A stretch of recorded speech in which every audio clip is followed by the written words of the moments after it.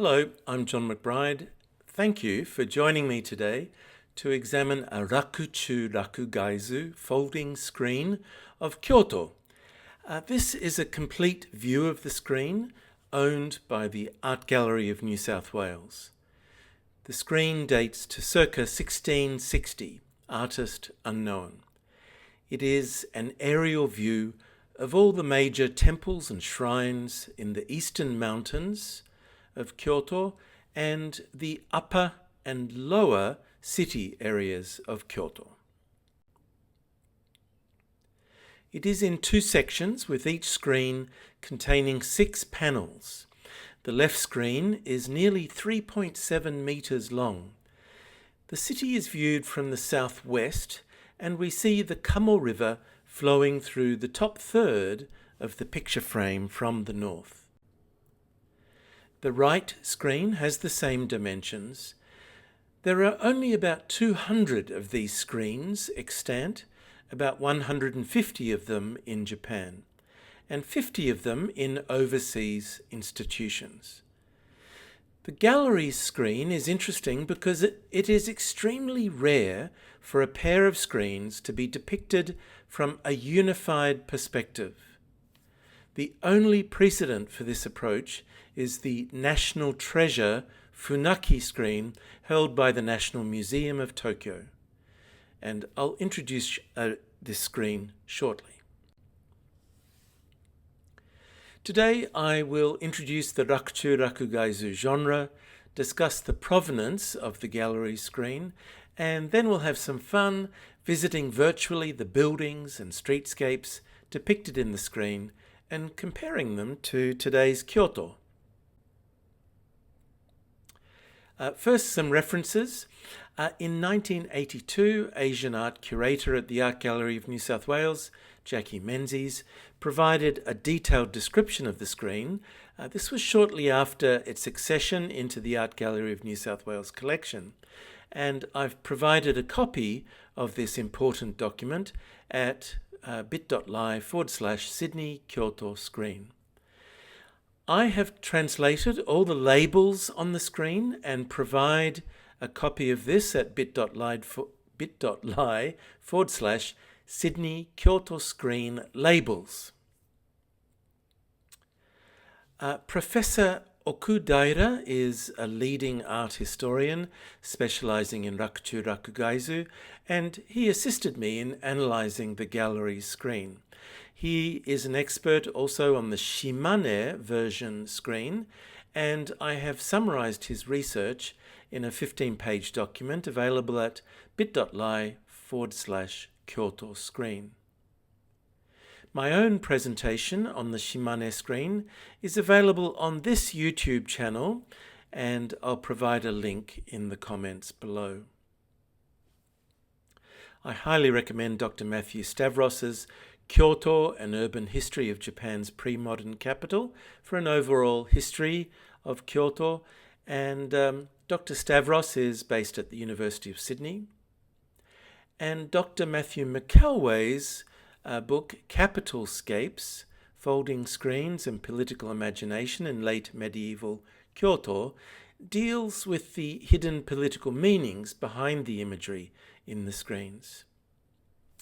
And Dr. McElway has his own YouTube discussion about a very good screen owned by the San Antonio Museum of Art. Let's look at the meaning of the word Rakuchu Rakugaizu. It is a genre of painting popular in the 16th and 17th centuries in Kyoto. As background, Kyoto was established in 794 and was the capital of Japan for nearly 1,100 years until 1868. Kyoto's streetscape was based on the grid patterns of Tang Dynasty China's two major capitals, Chang'an and Luoyang. The imperial palace was centered in the far north of the city. The west side of the city was named after Chang'an, or Xi'an as we call it today, and the east side after Luoyang, or Rakuyo in Japanese. The west side of Kyoto was swampy and did not develop. It was the east side, or Rakuyo side, that grew. Rakuchu means within the city central areas, and Rakugai means in the suburbs of the city or around the city. Zu means a depiction. Hence, Rakuchu Rakugaizu means a depiction of the sights in and around Kyoto. The earliest Rakuchu Rakugaizu, 4 examples from the 16th century, depict Kyoto of the Muromachi period in its recovery after the mid-15th century Onin War, when Kyoto burnt to the ground.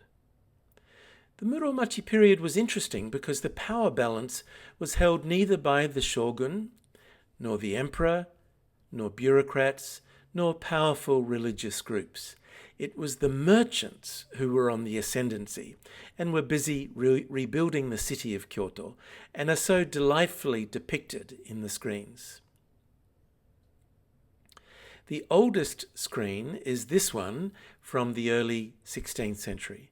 It provides the model for all 4 16th century screens, with the suburbs depicted in the upper third of the picture frame. The left screen depicts the west and north mountains that surround Kyoto, and the right screen, the upper third, depicts the mountains along the east side of the city. And in the bottom 2/3 of the left picture screen, we have Upper Kyoto, the aristocratic, sophisticated, quiet part of Kyoto, centered around the imperial palace. And the bottom 2/3 of the right screen depicts lovely, lively lower Kyoto, where the merchants lived and were enjoying life and their festivals. The entire format of the screens must change in 1603, when Nijo Castle was built by Tokugawa Ieyasu, the first great shogun of the Edo period. Nijo Castle served as his official Kyoto residence. This required the picture frame of the screens to be extended to the west to include Nijo Castle. To the east, there was the great Buddha, which represented the power of Ieyasu's predecessor, Toyotomi Hideyoshi. And for perhaps 50 years, the screens began to represent the political tension between these 2 dynasties. The Funaki version dates to 1615 and became the new model for screens which followed. It was donated to the Tokyo National Museum by the Funaki family and is a national treasure.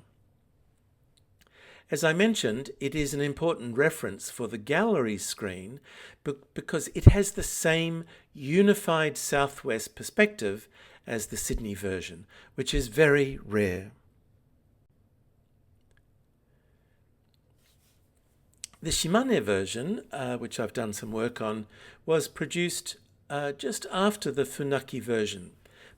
It balances Ieyasu's Nijo Castle to the left and Hideyoshi's Great Buddha to the right. However, the prominent structure in the painting is Seiganji Temple. The land for Seiganji Temple was provided by the Kyogoku family, who were related to Hideyoshi. They had provided Hideyoshi's concubine. And so it is a screen seen to be supportive of the Hideyoshi lineage. Another aspect of this screen is the excellent condition in which it has been preserved. These screens would have been brought out only occasionally, perhaps displayed in the entranceway of a grand home to greet a special guest for the day. The screens would have faced each other, creating a grand entranceway for the guest. And to the gallery screen from 1660. Now, Nijo Castle is excluded from this screen. The Edo period was already in its 60th year, and Nijo Castle represented the shogunal authority from Edo, imposed on the Kyoto and Osaka regions, and somewhat resented. Many likely preferred that the Nijo Castle be depicted on a smaller scale, and in some cases, such as our screen, with a narrowed pictorial scope so as not to depict the castle at all. Hideyoshi's magnificent Great Buddha is in the top right. Looking from the screen's rare, continuous southwestern perspective, we have the mountains in the northeast up to Mount Hiei in the top of the left screen, and the eastern mountains with their numerous temples in the right screen. Upper Kyoto, with a large version of the Imperial Palace, is in the bottom half of the left screen, below the Kamo River, which flows contiguously through both screens, again very rare. And Lower Kyoto, the city of the townspeople, to the bottom right. Next, Provenance. The gallery screen is included in the 18-volume work, Complete Collection of Japanese Folding Screens. Volume 11 contains all recognized Rakuchu Rakugaizu. Our screen indeed features in the collection as entry 90 and 91. Professor Takeda describes the perspective of the painting and notes that the Gion Festival is notably absent. He writes that although the human figures are drawn in a simplified manner using fine brushwork, they vividly convey aspects of contemporary mid-17th century life.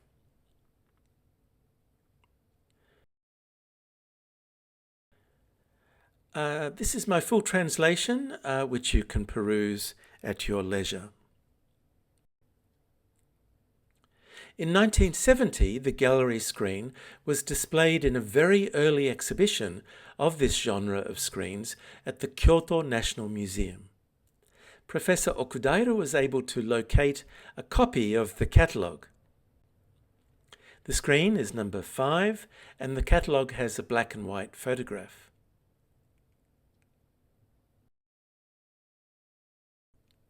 Again, Professor Takeda provides the description of our screen, this from 1970. He describes the sophisticated and inventive intention of our screen. And again, I'll let you read this at your leisure. Next, we examine the main buildings throughout the screen. We start our exploration of the screen at the Gion Shrine and Yasaka Pagoda. Small labels identify the main temples surrounding the Gion Shrine, which is now known as the Yasaka Shrine. The labels often fell off and were pasted back incorrectly. The 3 labels here are correct and are the Gion Shrine, Kodaiji Temple, and Ryozenji Gokoku Shrine. Kodaiji Temple was built in 1606 by Nene, the wife of Hideyoshi, to pray for him after his death.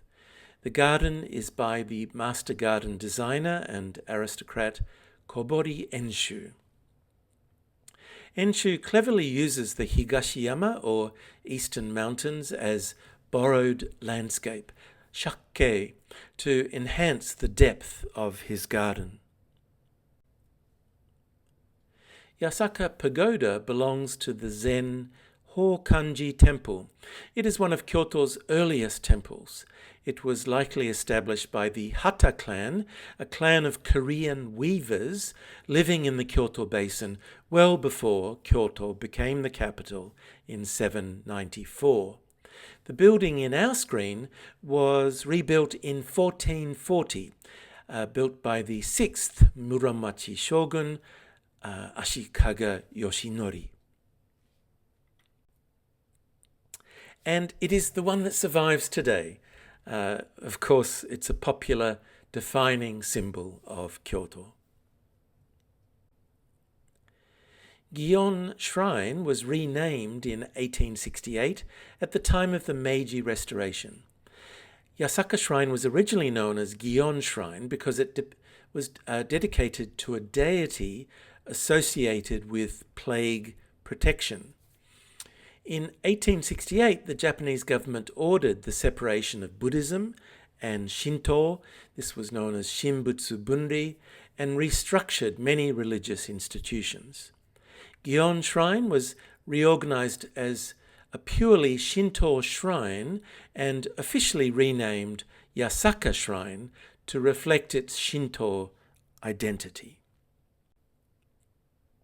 Its main torii gate still stands today and is the stone gate we see here. This gate was originally built in 1646, but was damaged in 1662 and repaired in 1666. Its standing proudly in our screen is one of several methods used to date our screen to circa 1660. A tea shop stands next to the torii gate. A woman inside the tea shop scoops up hot water to whisk matcha tea with, which is served to patrons sitting on goza mats.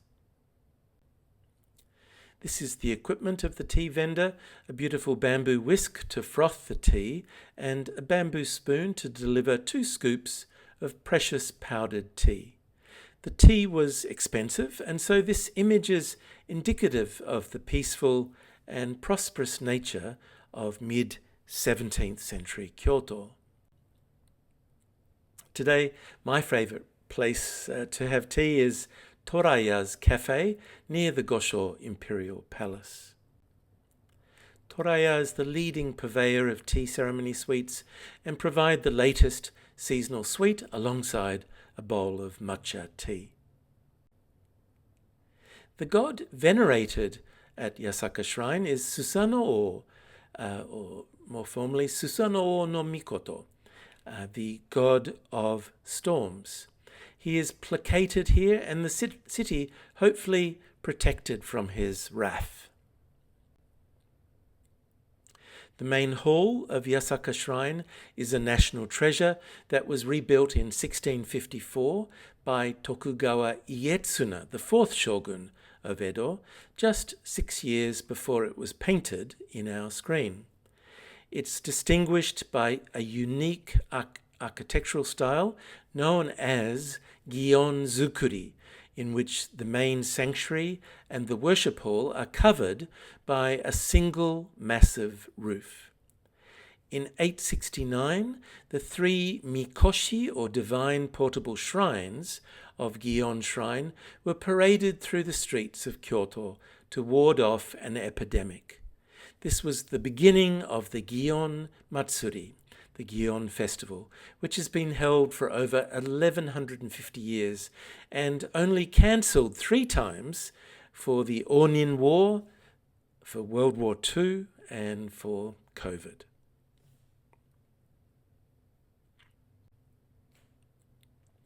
A main theme for the majority of Rakuchu Rakugaizu screens was the Gion Festival.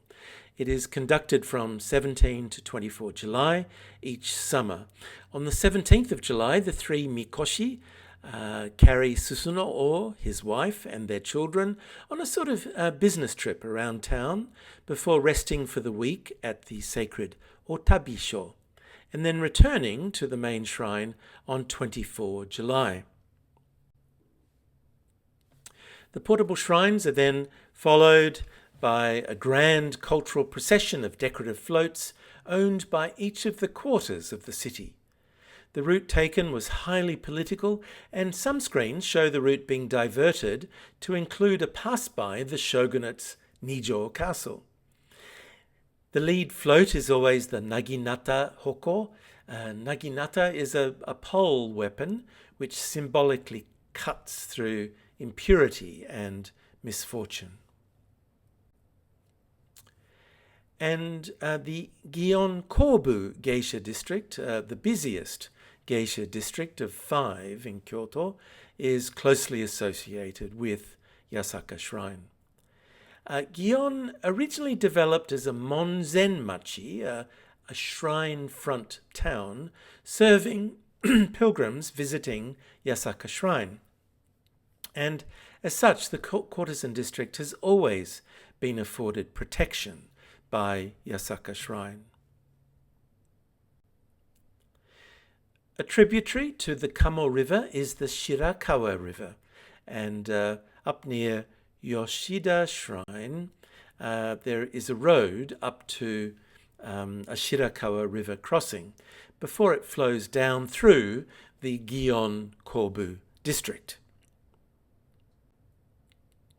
where it creates a scenic landscape of cherry blossoms and willow trees, beloved by courtesans and customers alike. The next building we will visit is from the late Heian period, 12th century, the Sanju Sangen-do. Sanju Sangen-do was erected in 1164 by Emperor Go Shirakawa as his retirement villa. His villa became Renge-o-in temple upon his death and was dedicated to Kannon, the goddess of mercy, of whom he was very fond. The residence was built during the Insei era, or cloistered rule by the emperor era. Emperors, concerned by the rising power of their bureaucrats, the Fujiwara regents, abdicated at a young age and exerted power and influence from behind the throne. Sanju Sangen-do means Hall of 33 Bays, and the building depicted in our screen was this exact one, rebuilt in 1266 after the first structure burned down. It stands next to today's Kyoto's National Museum. The building contains 1,001 images of Kannon. The central figure, which is 3.28 meters tall, by the best sculptor of the Kamakura period, Tankei. It is considered his foremost masterpiece. This form of Kannon symbolically has 1,000 arms and 11 heads, necessary for the busy Kannon to save all of humanity. Hiroshi Sugimoto was finally permitted to enter Sanju Sangen-do and photograph the 1,100 Kannon statues in natural light in 1995 after 7 years of negotiations. He worked at dawn over several days to capture the statues in sunlight rather than artificial lighting, producing his celebrated Sea of Buddha series. Since 1606, the temple has been known for an archery competition conducted in January in the depths of winter. Originally shot over 121 meters, popular archers were supported by wealthy merchants and courtesans. The tournament, known as Toshiya, is still conducted on the second Sunday of January. However, the distance is now, it's been halved to 60 meters. Hokoji Temple and its great Buddha represent Toyotomi Hideyoshi's bold statement that his new city of military government was the center of power and culture in Japan. Unfortunately, we cannot see the great Buddha inside. Hideyoshi ordered that the great Buddha be exactly 1 meter higher than the great Buddha of Nara, so it was 16 meters tall. We can feel the amazement and veneration of pilgrims standing before it.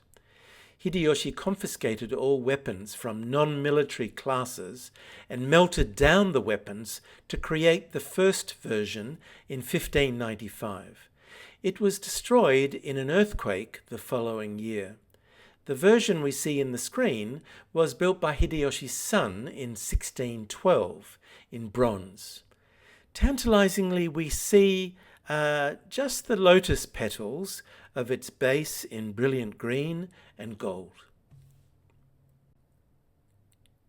Because it was destroyed and rebuilt so many times, there are no major Japanese images of the Buddha.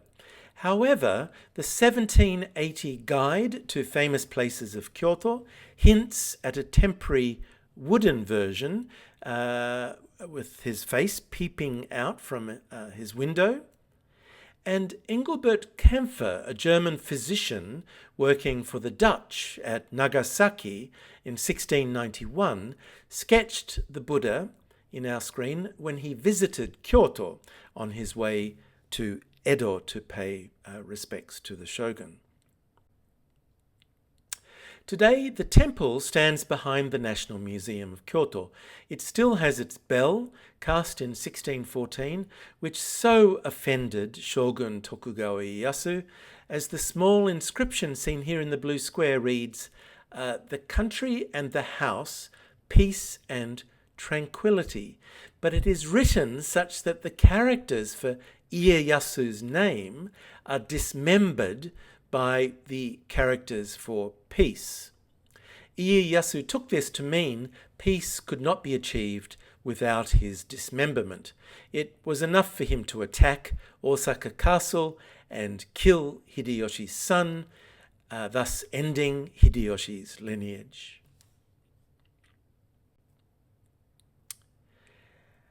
And the National Museum of Kyoto sits on the site where the great Buddha stood. The National Museum of Kyoto is a must-visit. The display of Buddhist imagery in the new wing, designed by Taniguchi Yoshio, is spellbinding. It's a very generous display of these important artworks. One feels like one could almost reach out and touch these exquisite sculptures. Outside, a delightful picnic is being enjoyed in the grounds of Hokoji Temple. The boxes of food look delicious. Contemporary bento boxes for outdoor picnics or for enjoying on the bullet train trip to Kyoto are equally fun and delicious. Next is Kiyomizu Temple, another major symbol of Kyoto located in the eastern mountains. The famous wooden scaffolding of Kiyomizu-dera, the vast stage or butai projecting from the main hall, is clearly depicted. Architecturally, it is a remarkable example of traditional Japanese timber engineering. The platform is supported by a lattice of tall Japanese hardwood zelkova pillars, fitted together without nails, allowing the structure to flex during earthquakes while extending over the hillside. Symbolically, the elevated stage represents a sacred threshold, a dramatic transition from the human world to the realm of the Buddha. Stepping onto it, especially with sweeping views over Kyoto, heightens the sense of spiritual elevation. The full-body ablution area is also shown with its important 3 streams of water. You can see the 3 streams at the top of the blue circle there. Naked men who've completed their full-body ablutions in the sacred water climb up to the stage to worship in front of the deity, the 11-headed Kannon, goddess of mercy. At Kiyomizu, she is a hibutsu, or hidden image. She is revealed once every 33 years, the next time being in 2033. To the bottom left are 2 women carrying buckets of the sacred water, which they will take home with them.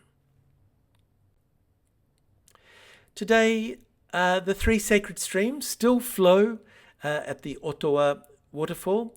The 3 streams represent longevity, scholastic success, and good fortune in love. It's considered greedy to drink from all three streams. You have to choose.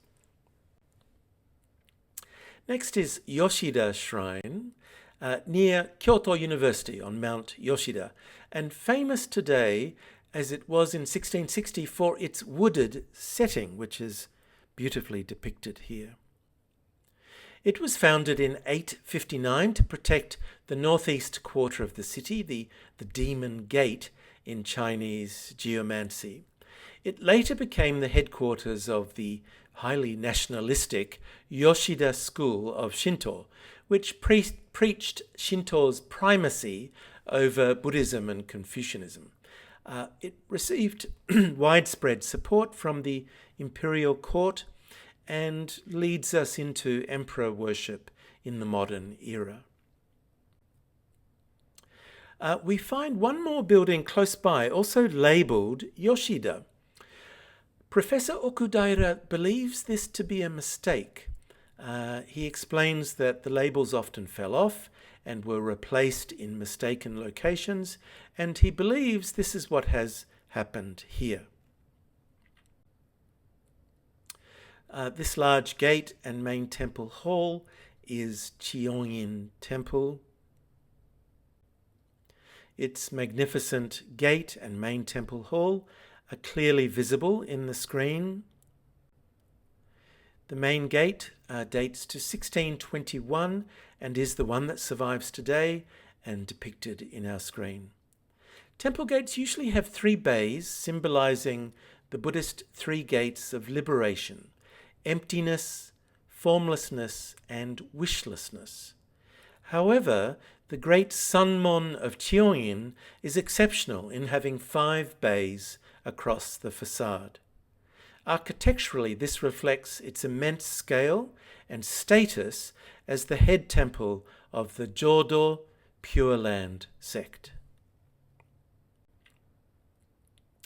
And the main hall is the largest surviving wooden structure in Kyoto, built in 1639 and depicted in our screen. It reflects the patronage of the Tokugawa shogunate and the prominence of the Jodo Pure Land sect. Chiyongin's temple bell was cast in 1636 and weighs an extraordinary 63 tons and requires 17 monks to toll it 108 times at New Year.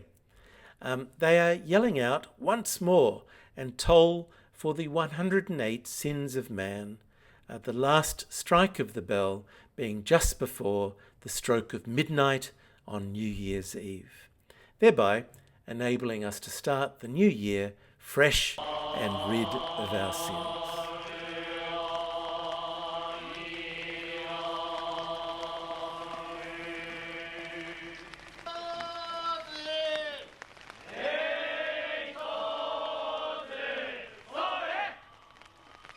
Once more. Fantastic.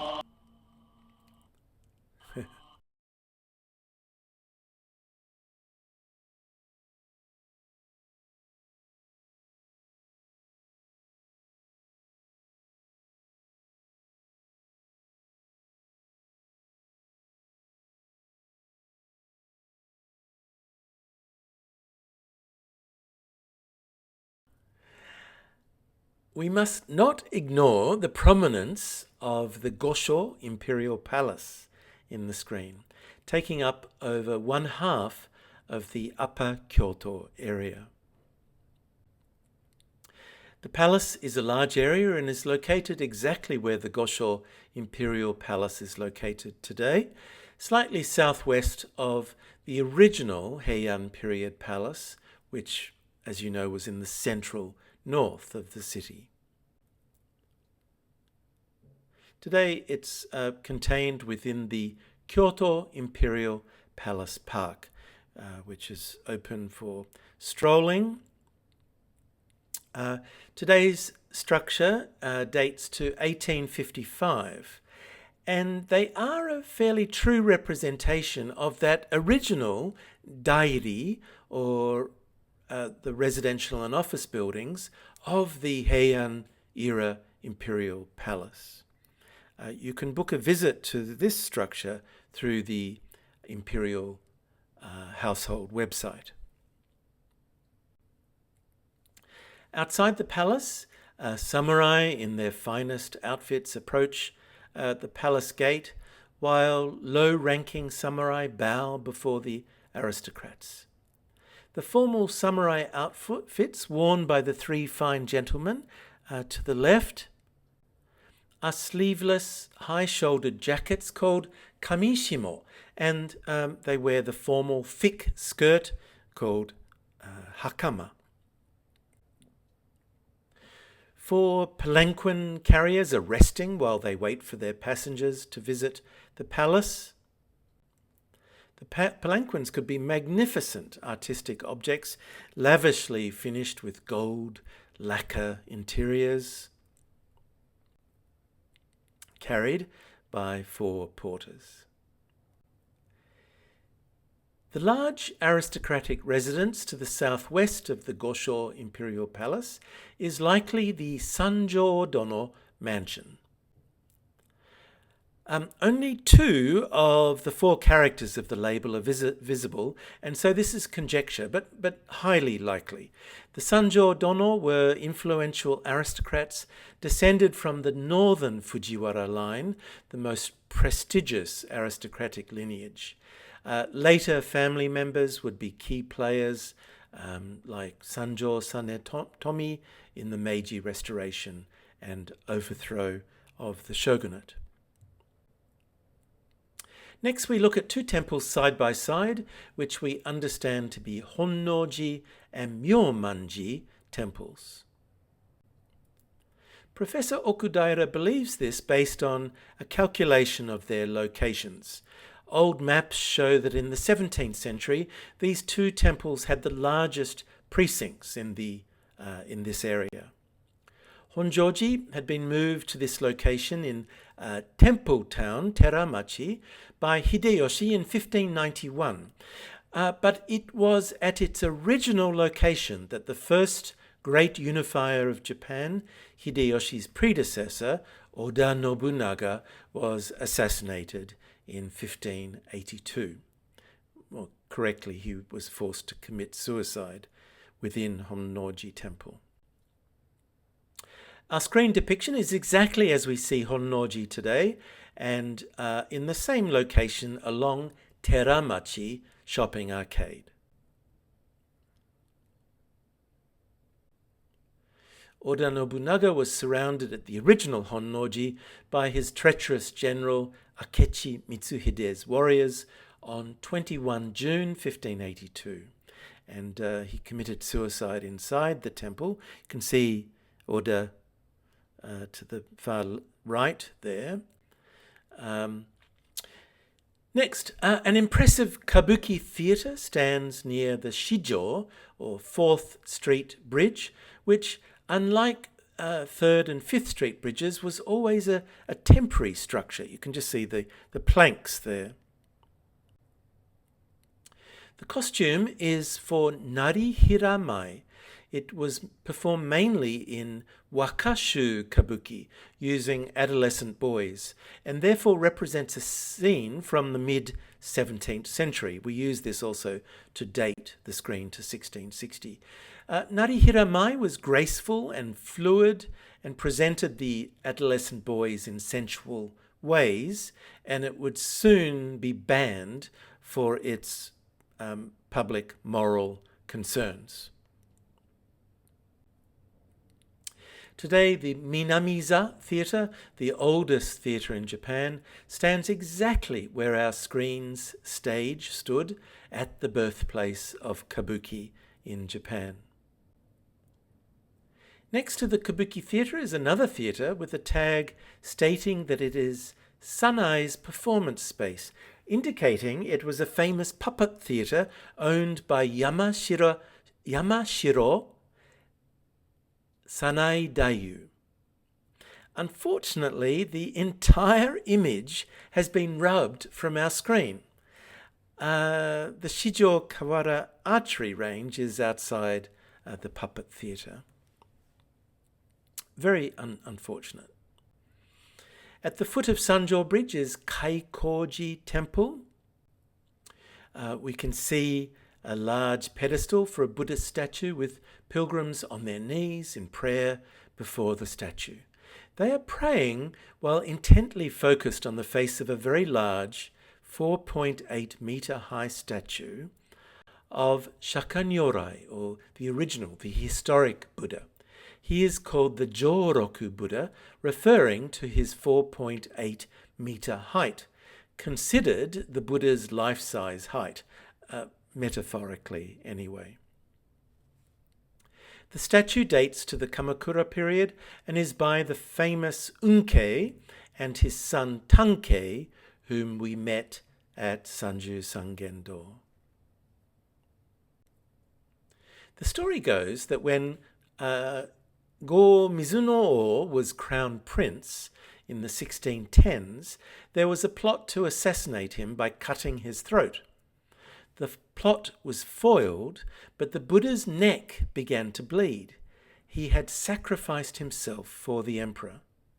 You can still see the Buddha's bloodied neck, and this is what our pilgrims have fallen before in adoration. This Buddha is still one of the largest in Kyoto. This temple has lost its label, but it is Eikando Zenrinji Temple. The temple is known for its unique statue of Amida Buddha looking back over her shoulder. The legend goes that in the 11th century, the temple's priest Eikan was in deep meditation circling the statue, and the statue came to life and looked back and said, "Eikan, you are too slow," and froze in place. Visitors aren't just touring an ancient building, they're stepping into a space where centuries of benevolence and a touch of the divine have left their mark. Eikando's entrance, with its ornate Karamon gate's floral carvings, hints at the artistry inside. All right, let's experience some of the joy of the city by looking at its streetscape. First, to one of the 7 major entrances to Kyoto, the Sanjo, or Third Street Bridge. Sanjo Ohashi Bridge is the terminus of 2 great highways linking Kyoto with Edo, the Tokaido and the Nakasendo. We see a feudal lord on a fine steed, accompanied by his entourage of 4 men, likely headed for a meeting at Nijo Castle. His vanguard holds a lance with bear fur at the tip, the shape of which identified the feudal lord. And we still reenact these entrances in the post towns today. Below the bridge flows the shallow Kamo River, and the fishers catch ayu, the sweet fish. The joy expressed in this scene was probably a realistic depiction of life in Kyoto in the 1660s. Earlier screens were no less joyful, but perhaps were more idealistic or aspirational. Kyoto was the ultimate prize for anyone attempting to rule Japan, and its dominance represented true dominion. The expression of merrymaking in the screens reflected well on the wealth and power of the controlling shogunate system. Ayu is best encrusted in salt, called shioyaki, and roasted on charcoal. This is the Sanjo Bridge over the Kamo River today. It has a beautiful wooden railing and a bronze giboshi ornaments, you can see. The bridge was first built in 1590, but immediately washed away and replaced regularly. A man and a woman, perhaps lovers, look out over the river, and the bronze giboshi that we see today adorn the bridge. And this one even has a sword mark from a late Edo period scuffle. A very important scuffle leading to the downfall of the shogunate.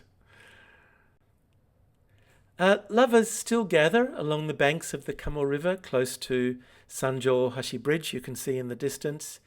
And in the summer, the restaurants along Pontocho build scaffolding over a canal next to the river to catch the cool breezes.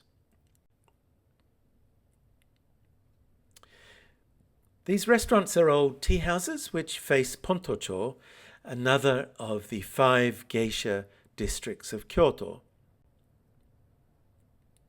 Women dye fabric in the Kamo River, which is still conducted today.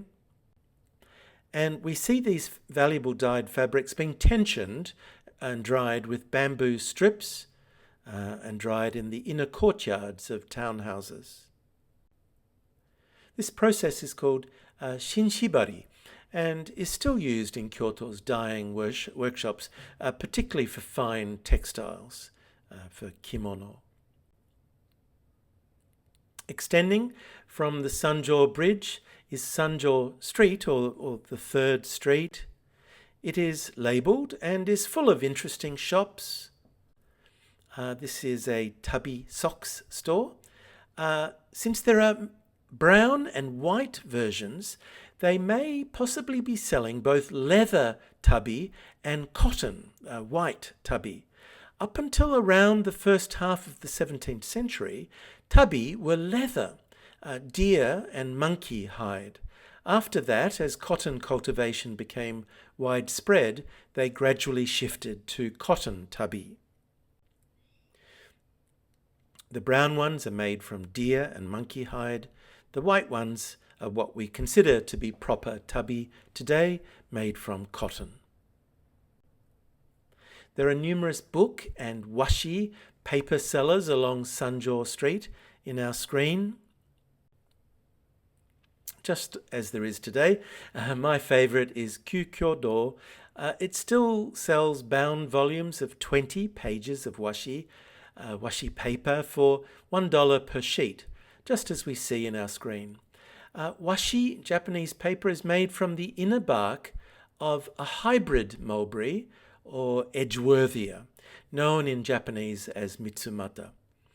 They also use a plant called gumpi, which we call the plant gumpi in English as well, which produces a very high quality translucent paper. On the corner is a major fabric store selling rolled up bolts of silk and cotton. Kimono fabric is purchased in a set width dictated by the looms of the Nishijin weavers, and also a set length. Customers examine the bolts before ordering a kimono to be made from the fabric. Sujaku Kimono Store still sells the expensive bolts of fabric for your consideration along Teramachi Street, but has some ready-made versions for international visitors. A label indicates that the cross street to Sanjo Street is Muromachi Street. It is, after which the Muromachi period gets its name. It is the busiest north-south street in Kyoto in the Edo period, and is parallel to today's Karasuma Street, which is the busy street. Muromachi, the more famous street, was saved from modern traffic. The labels are often difficult to read, being in early modern script. We must utilize early modern paleography to decipher the labels. This writing system was simplified in 1900 script reforms. Along the bustling main thoroughfare, gardeners deliver a tree with its roots bound, much as trees are replanted today. Further along, we find two musical instrument stores, a taiko drum maker on the left and a shakuhachi flute maker on the right, complementing each other's businesses. The taiko drum maker is replacing the skin, a highly skilled job which today uses mechanization. Next door is a flute store selling complementary musical instruments. In the Edo period, straight bamboo pipes, seen on the left, were used as we see in our store. Much later, the flutes would start to use curved bamboo root ends, as we see today on the right. Further up the street, we see a candy maker stretching out candy. Images depicting a candy seller stretching candy are extremely rare. The instrument with the red tassels is a type of kokiriko used by street performers. The traditional candy is still made, and often the candy stretching is available or viewable at festivals. And kiriko preservation societies protect this old form of street entertainment. We next visit the Gojo Bridge in the south of Kyoto and Gojo Street, which extends out from the bridge. Gojo Bridge is a fine structure. On the bridge, an aristocratic woman is dressed in a formal long overjacket called a nagabaori. She caringly hands over a few coins to a beggar on the bridge. There were many itinerant people in Kyoto society at this time, and this was one way society absorbed this social problem.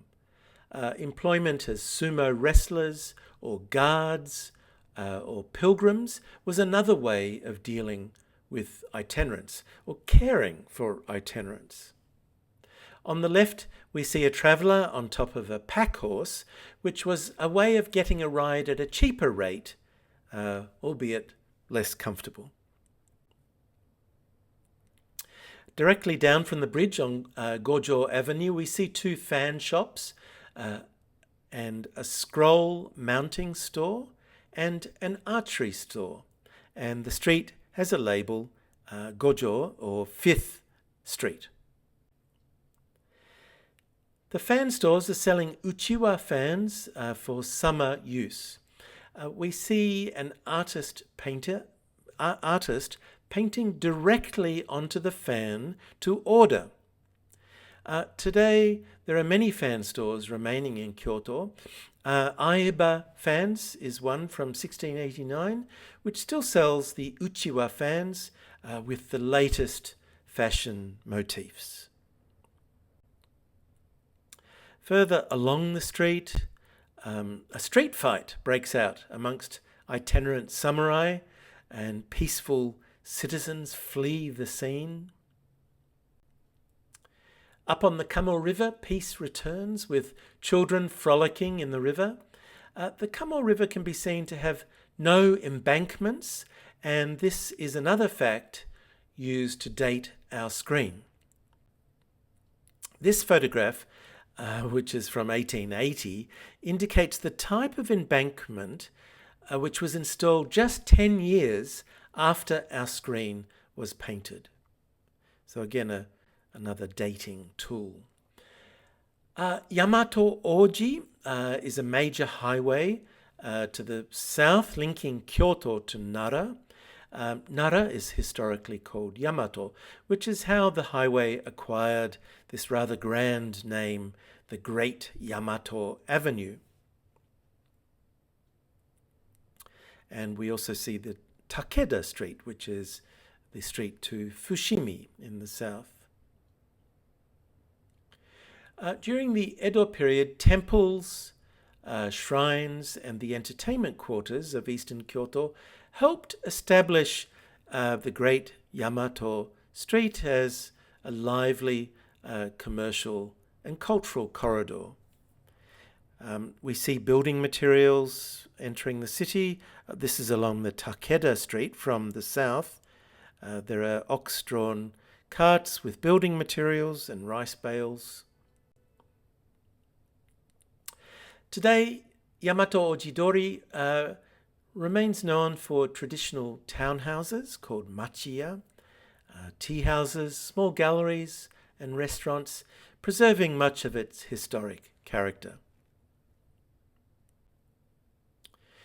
Along the street we see wooden tubs being sold on the corner, and pack horses delivering bales of rice, each with a delivery baggage tag. A blacksmith is next door, and a lance store.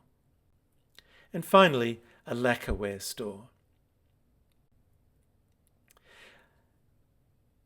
A number of highways extending from Kyoto are depicted in the screen, including the Takeda Road to Fushimi in the south, which I mentioned, and the road to Ohara in the north. The Ohara Road remains a delightful road to hike up along to the far north of Kyoto. And an annual festival still celebrates the carting of thin Ohara brushwood to the city, prized as fuel in the kitchens of Kyoto. To conclude, Rakuchu Rakugaizu paintings emerged during the Warring States period and are large-scale panoramic paintings of the capital, Kyoto, unmatched in the history of Japanese painting. They were enormous and very intricate. They conceal interesting political biases among competing warrior families.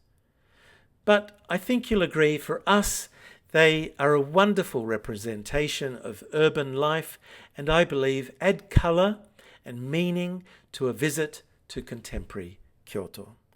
Thank you.